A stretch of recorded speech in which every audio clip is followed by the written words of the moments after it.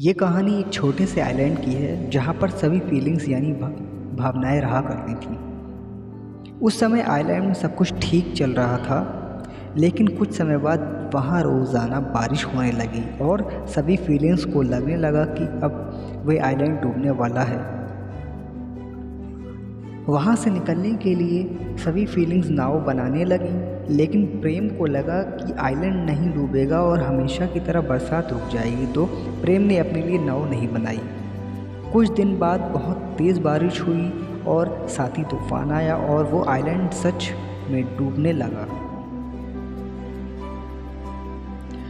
सभी फीलिंग्स अपनी अपनी नाव लेकर वहाँ से निकलने लगी, लेकिन प्रेम अकेला रह गया। अपनी जान बचाने के लिए प्रेम इधर उधर मदद की तलाश करने लगा। उसी समय प्रेम की नज़र प्रॉस्पेरिटी यानी समृद्धि पर पड़ी, जो एक बड़ी सी नाव में वहाँ से गुजर रही थी। प्रेम ने उसे पुकारा और पूछा, समृद्धि, क्या तुम मुझे अपनी नाव में लेकर चलोगी? समृद्धि ने कहा, नहीं प्रेम, मैं तुम्हें अपने साथ नहीं ले जा सकती। देखो मेरी नाव में कितना सारा सोना चांदी है, इसमें किसी और के लिए जगह नहीं है। ऐसा कहकर वो वहाँ से चली गई।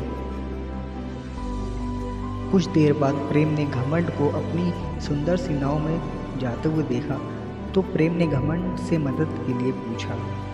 घमंड ने कहा, अरे नहीं प्रेम, तुम पूरी तरह भीग चुके हो, तुम्हारे आने से मेरी सुंदर नाव खराब हो जाएगी। ऐसा कहकर घमंड भी वहाँ से चला गया।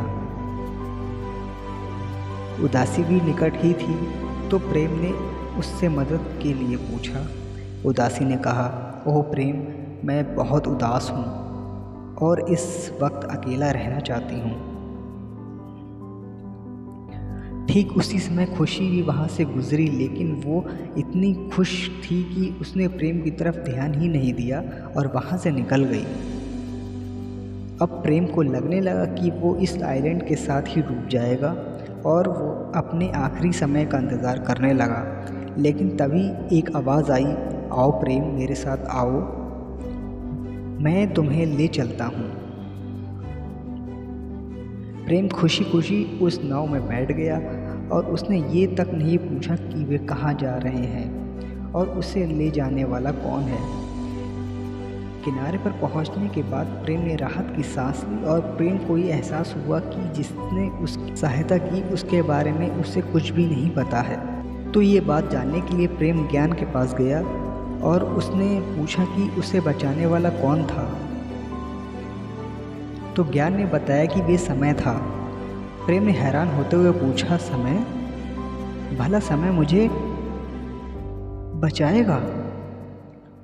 ज्ञान मुस्कुराया और बोला, क्योंकि समय ही है जो प्रेम की वैल्यू को समझ सकता है। ये कहानी हमें लाइफ की बहुत बड़ी बात सिखाती है। समय ही हमें प्यार की सही वैल्यू समझाता है।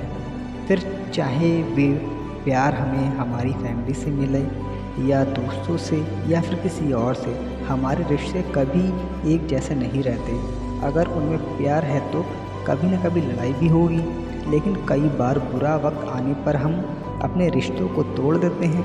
उस वक्त हमें ये लगता है कि हमारे रिश्तों में बचा प्यार ही नहीं, लेकिन हम ये भूल जाते हैं कि सही समय आने पर रिश्तों में प्यार फिर से आ जाता है।